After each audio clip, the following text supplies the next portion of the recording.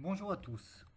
Voici une petite vidéo explicative à savoir comment nettoyer un filtre à particules d'une Peugeot 308-2 en 2 litres HDI pour une 150 chevaux ou 180 chevaux. Tout d'abord, on commence par retirer le cache plastique sous le moteur. Puis à ce niveau de la photo, on dépose la plaque métallique de protection qui a déjà été retirée. Il y a 4 vis à déposer et le collier 1 à dégrafer. Puis on dévisse l'écrou tournant de la sonde lambda et on retire la sonde lambda délicatement et on la protège avec un plastique. On la met sur le côté. Après, on dévisse l'écrou 3, on retire la vis de la bride et on écarte la bride pour la mettre sur le côté. Enfin, on commence à dévisser les deux vis 4, mais on les laisse encore en place.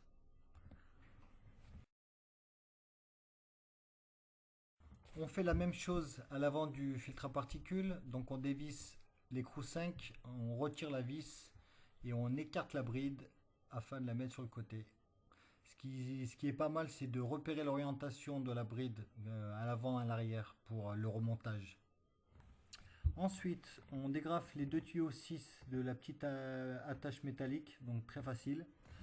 Après, on dépose la vis 7, on retire le collier et on retire l'injecteur du ray et on protège aussi avec un plastique et on le met sur le côté. Ensuite, dégrafer les deux colliers 8 et débrancher les deux tuyaux 9. Pas besoin de les repérer, ils ont un diamètre intérieur différent, donc pour le remontage, pas de souci.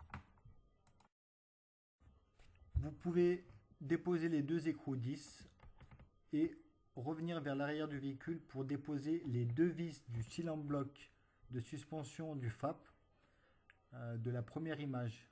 Donc c'était les vis 4. Du coup, le FAP n'est plus maintenu et vous pouvez le déposer. Voilà, le filtre à particules est déposé. Donc ce qu'il faut faire, c'est le mettre à la verticale. Pour le nettoyer, il faut du produit dégraissant. Moi, ce que je fais, c'est que j'utilise du Silic Bang. Ça marche plutôt pas mal. J'avais vu ça sur un autre topic. Si vous avez la possibilité d'acheter du produit chez un professionnel, je pense que c'est encore mieux. Ma foi, pour moi, ça a toujours bien fonctionné. J'ai fait ça plusieurs fois, il n'y a jamais eu de souci. Ce que je fais, donc je prends la moitié du bidon, je le verse directement dans le tube.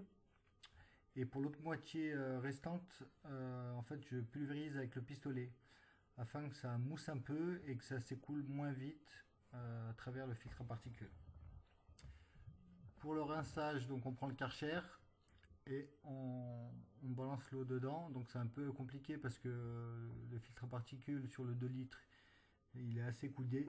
Sur le 1 litre 6, c'est beaucoup plus facile.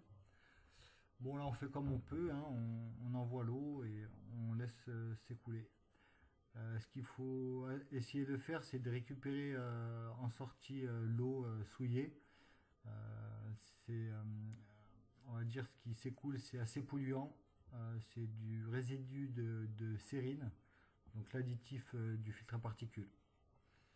Et après, vous allez le recycler comme vous pouvez.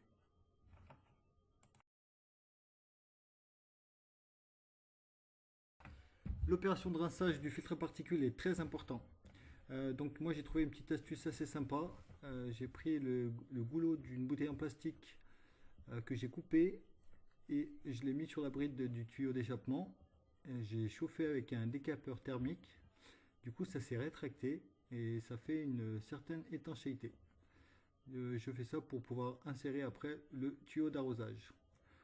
Au niveau de l'injecteur urée, j'ai mis un bouchon donc 11 sur la photo que j'ai maintenu en place avec une petite lanière plastique.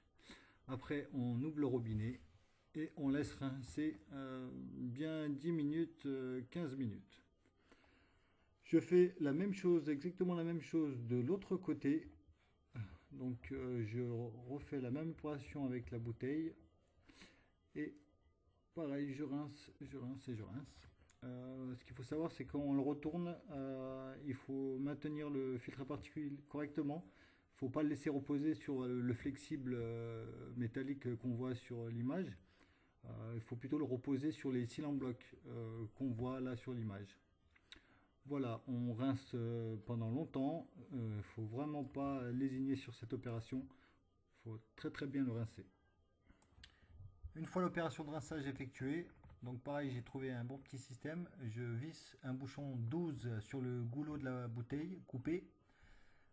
Sur le bouchon 11, en fait, avant de le poser, j'avais fait un orifice pour pouvoir y insérer une soufflette, donc une soufflette 13 sur la photo.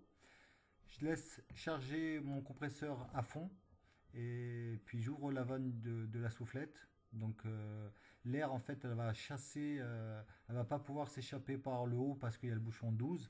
Donc forcément, elle va chasser l'eau vers le bas et elle va retirer un maximum d'eau.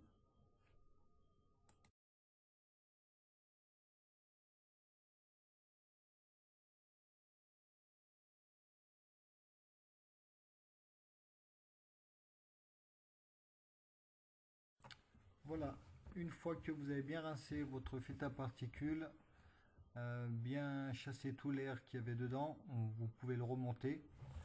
Bon, à savoir que la repose, on va dire que c'est l'inverse de la dépose. Donc après, il faudra passer le véhicule à la valise. Donc moi, j'avais une valise Citroën Peugeot clonée, donc j'ai pu réaliser l'opération. Donc en fait, il faudra dire au calculateur que le filtre à particules a été remplacé, tout simplement.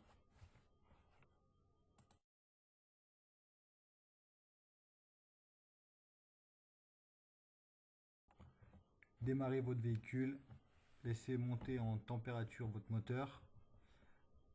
Une fois qu'il est à la température de fonctionnement normale, vous pouvez commencer à accélérer et il faut que vraiment que toute l'humidité contenue dans le filtre à particules s'évacue doucement.